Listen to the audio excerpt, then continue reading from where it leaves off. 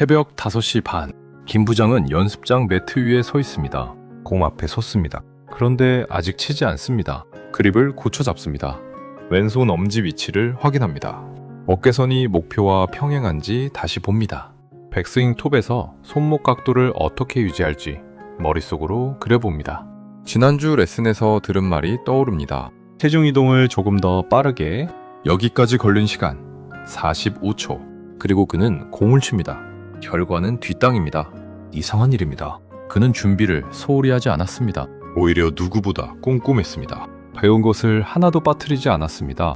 그런데 왜 결과는 정반대일까요? 같은 시각 지구 반대편에서는 정반대의 장면이 있었습니다. 로열 버크데일 18번 홀. 라이언 폭스는 우승이 걸린 퍼트 앞에 서 있었습니다. 넣으면 메이저 챔피언, 놓치면 모든 것이 사라지는 상황. 그런데 그는 오래 보지 않았습니다. 라인을 한번 훑고 곧바로 쳤습니다. 공은 홀로 들어갔고 그는 클라레 저그를 들었습니다. 한 사람은 오래 생각하고 실패했습니다. 다른 한 사람은 짧게 보고 성공했습니다. 준비를 덜한 쪽이 이겼습니다. 이게 어떻게 가능한 걸까요? 오늘 이 미스터리를 풀어보겠습니다.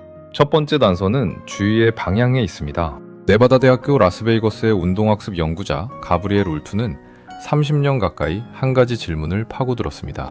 사람이 몸을 움직일 때 어디에 주의를 두느냐가 결과를 바꾸는가? 답은 명확했습니다. 바꿉니다. 그것도 아주 크게. 울프는 주의의 방향을 두 가지로 나눴습니다. 내적 초점과 외적 초점입니다. 내적 초점은 내 몸에 주의를 두는 것입니다. 손목 각도, 어깨 회전, 체중 이동. 김 부장이 45초 동안 한 일이 정확히 이것입니다. 외적 초점은 몸 바깥의 목표에 주의를 두는 것입니다. 공이 날아갈 지점, 글럽 헤드가 지나갈 길, 홀컵. 수많은 실험에서 결과는 한 방향이었습니다. 외적 초점을 쓴 쪽이 더 정확했고 더 멀리 보냈고 더 적은 힘으로 같은 동작을 해냈습니다. 이유는 이렇습니다. 우리 몸의 움직임은 이미 자동화되어 있습니다. 걸을 때 발목 각도를 계산하지 않는 것과 같습니다.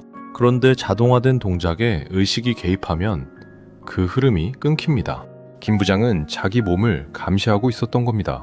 그리고 감시받는 몸은 굳습니다. 여기까지가 흔히 듣는 설명입니다. 생각을 줄여라.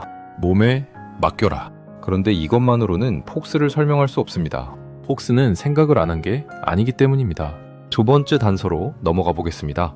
네덜란드 암스테르담 대학교의 심리학자 아프 다이크 스테라우이스는 2004년 사람들이 어떻게 결정을 내리는지 실험했습니다.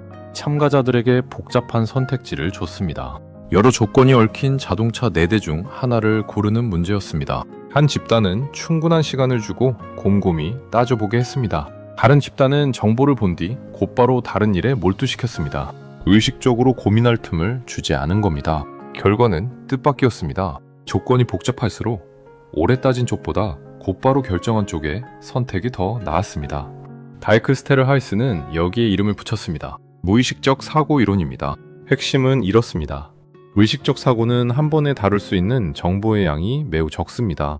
그래서 복잡한 상황에서 오래 따지면 오히려 몇 가지 요소만 과대평가하게 됩니다.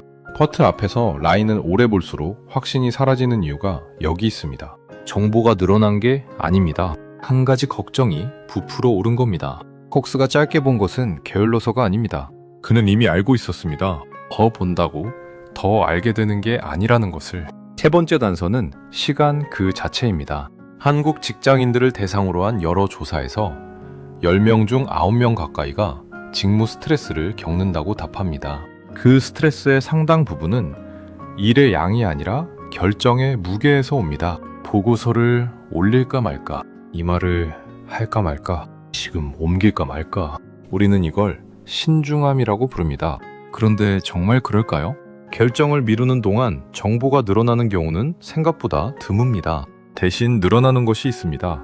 실패했을 때의 장면입니다. 퍼트를 오래 보는 골퍼의 머릿속에서 자라는 것도 라인이 아닙니다.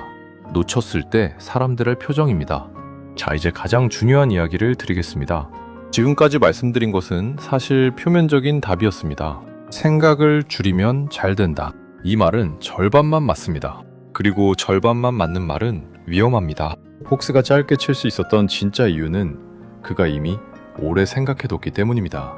그는 30살에야 유럽 무대에 올라섰습니다. 하부 투어를 5년 넘게 떠돌았습니다. 37회 미국 무대에 데뷔했고 첫 우승은 38이었습니다. 20몇 살에 정상에 서는 선수들 사이에서 그는 늘 늦은 사람이었습니다. 그 15년 동안 그가 한 일이 무엇이겠습니까? 생각입니다. 수만 번의 판단입니다. 그러니까 그의 22초는 생각하지 않은 22초가 아닙니다. 15년치 생각이 이미 끝나 있었던 22초입니다. 여기서 순서가 뒤바뀝니다. 우리는 결정의 순간에 생각을 몰아넣습니다. 공 앞에서 자세를 점검하고 회의실에 들어가서 논리를 짭니다. 고수는 반대입니다. 생각은 그 전에 다 끝내둡니다. 그리고 순간에는 실행만 남깁니다. 김 부장이 45초를 쓴 이유는 신중해서가 아닙니다. 준비가 안 끝나서입니다. 끝나지 않은 준비를 실전에서 마저 하려니 시간이 걸린 겁니다. 이건 골프장 밖에서도 똑같이 작동합니다. 발표를 앞두고 원고를 계속 고치는 사람이 있습니다. 무대 뒤에서까지 문장을 다듬습니다. 그리고 무대에 올라가면 말이 꼬입니다. 준비가 부족해서가 아닙니다. 준비를 아직도 하고 있어서입니다.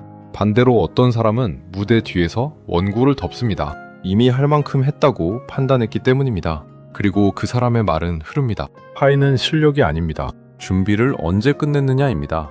다만 여기서 반드시 짚고 넘어가야 할 것이 있습니다. 이 원리는 양날의 검입니다. 준비 없이 빠른 것은 빠른 게 아닙니다. 그냥 대충입니다. 폭스의 방식이 통한 것은 15년의 축적이 뒤에 있었기 때문입니다. 축적 없이 속도만 흉내내면 그건 무모함이 됩니다. 실제로 많은 아마추어가 이 말을 오해합니다. 생각하지 말라는 말을 듣고 연습도 점검도 없이 그냥 치기 시작합니다. 결과는 나아지지 않습니다. 반대쪽 위험도 있습니다. 준비를 영원히 끝내지 않는 것입니다. 완벽해질 때까지 결정을 미루는 사람은 겉으로는 성실해 보입니다. 그런데 그 성실함이 실은 두려움일 때가 있습니다. 실행하지 않으면 실패도 없으니까요. 그래서 필요한 것은 판단입니다. 준비를 언제 멈출 것인가? 오늘 가져가실 것을 정리해 드리겠습니다. 첫째, 공 앞에 서기 전에 생각을 끝내십시오. 어드레스에 들어간 뒤에는 점검하지 않습니다. 점검은 공 뒤에서 끝냅니다. 둘째, 실전에서는 몸이 아니라 목표를 보십시오. 손목 각도가 아니라 공이 떨어질 지점입니다. 셋째, 결정 시간에 상한선을 두십시오.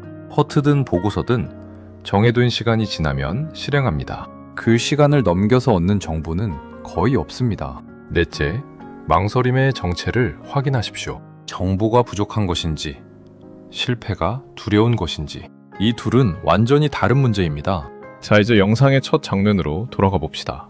새벽 5시 반, 매트 위에 김 부장. 45초 동안 자기 몸을 점검하던 그 사람. 그가 잘못한 것은 열심히 한 것이 아닙니다. 열심히 할 시간과 실행할 시간을 구분하지 않은 것입니다. 내일 아침 공 앞에 서시거든 한 번만 닦고 보십시오. 생각은 공 뒤에서 끝내고 공 앞에서는 홀만 보는 겁니다.